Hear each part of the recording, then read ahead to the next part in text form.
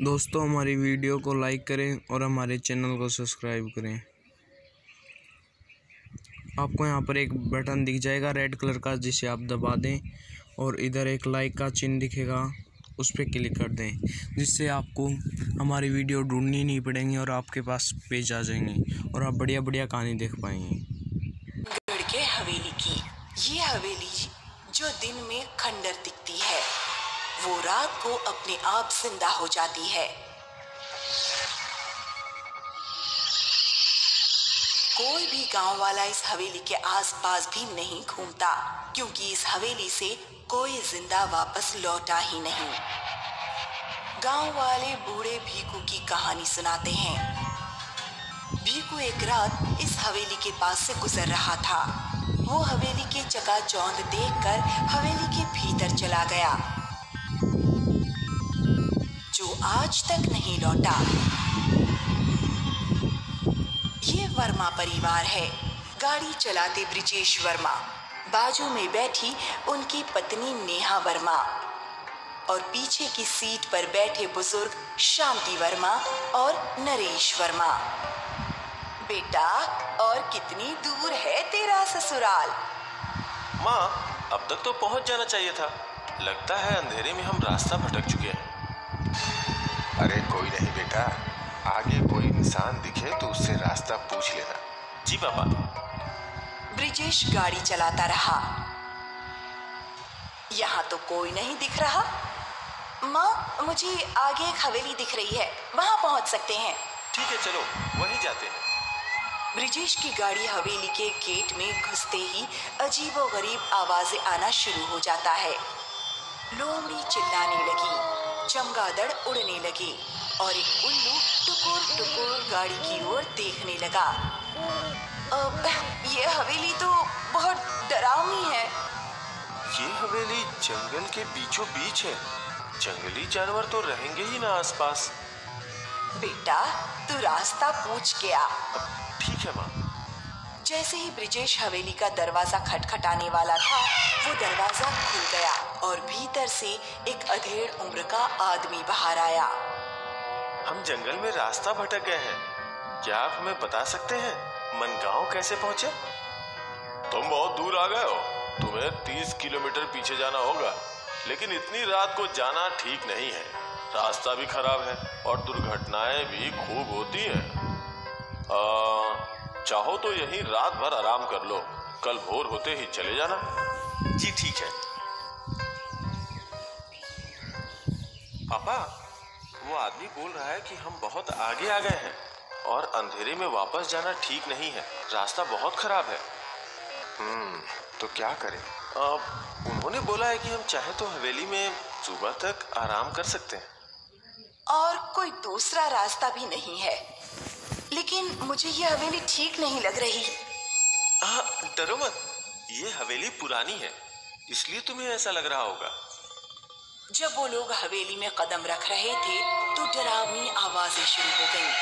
हमें वापस गाड़ी में लौट जाना चाहिए। तुम बहुत डरपोक हो। आप यहाँ हॉल में आराम कीजिए, खाना लग चुका है और किसी चीज की जरूरत पड़े तो मुझे आवाज दे देना। ब्रिजेश चौंक गया कि कैसे इतनी जल्दी इतना सारा खाना तैयार हो गया। इतने सारे पकवान? अरे ये कोई आम घर थोड़े ना है, किसी रईस इंसान की हवेली है। मुझे तो बहुत भूख लगी है।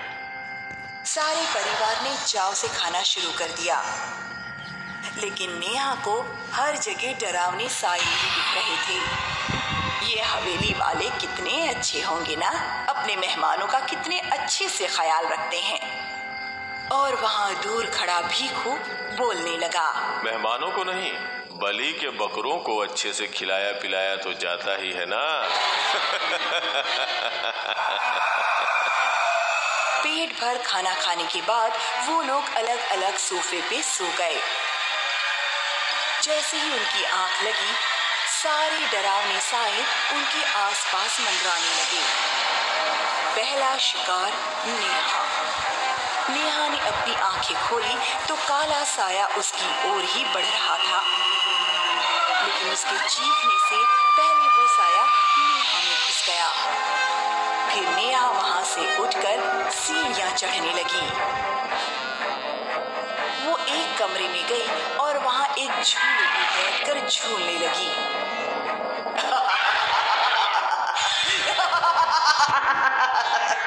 नेहा की हंसने की आवाज सुनकर ब्रिजेश उठ गया। ये अचानक नेहा इतनी जोर से क्यों हंस रही है? वो भी सीढ़ियां चढ़ने लगा, लेकिन उसकी सीढ़ियां खत्म हो ही नहीं रही थी। ये क्या हो रहा है? ब्रिजेश ने पीछे मुड़कर देखा तो उसके माँ पापा वहां नहीं थे। माँ पापा कहाँ गए सब? ब्रिजेश सीढ़ियां चढ़ता रहा पर वो ऊपर नहीं पहुंच पा रहा था। ब्रिजेश की माँ आज भी वैसा ही दिखता है जैसा ये गांव 100 साल पहले था। ये हमारी जागीर है, भला इसे कौन बदल सकता है? वो देखो, वो गांव वालों की बस्ती। वो लोग तो और दूर चले गए।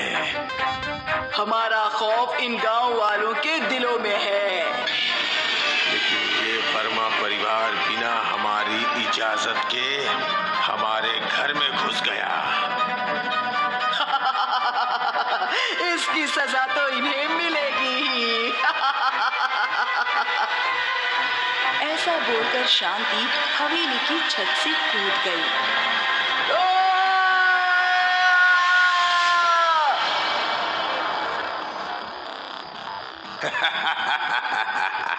अब 3 लोग बचे।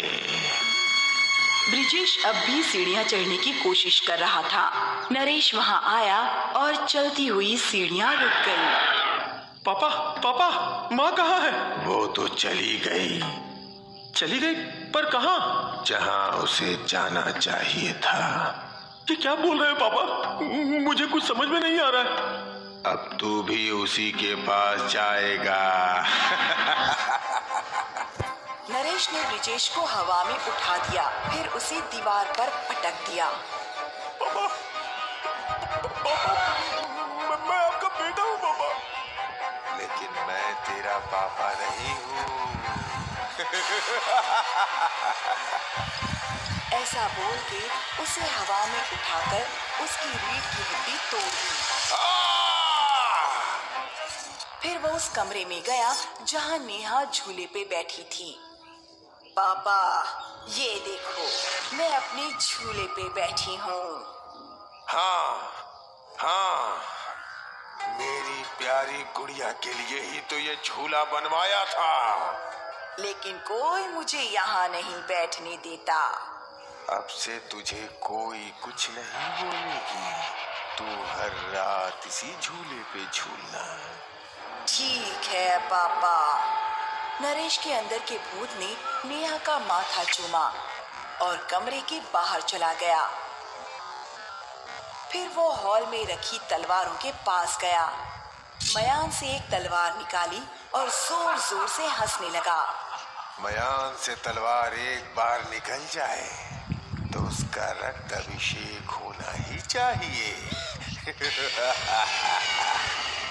वहाँ कमरे में नेहा एक छोटी बच्ची की तरह झूले पे झूल रही थी और यहाँ उसका पूरा परिवार मर चुका था। ये डरावनी रात भी बीत गई और सूरज उगा। एक बार फिर हवेली खंडर बन गई और नेहा एक कोने में बैठकर अपनी गुड़िया के साथ खेल रही थी। ये औरत कौन है? अरे ये छोटी बच्ची की तरह क्यों खेल रही है? रुको, मैं पूछती हूँ। बहन, तुम यहाँ क्या कर रही हो? वो औरत नेहा के पास गई और नेहा ने उसकी आंखों में देखा। नेहा की आंखें लाल हो चुकी थी। सारे गांव वाले डर के गायब हो गए और नेहा वहीं पे गुड़िया के साथ खेलती रही। हर रात को हवेली वापस जिंदा होती थी। नेहा अपने माँ पापा के साथ रहती थी और हर सुबह वो खंडर बन जाती थी।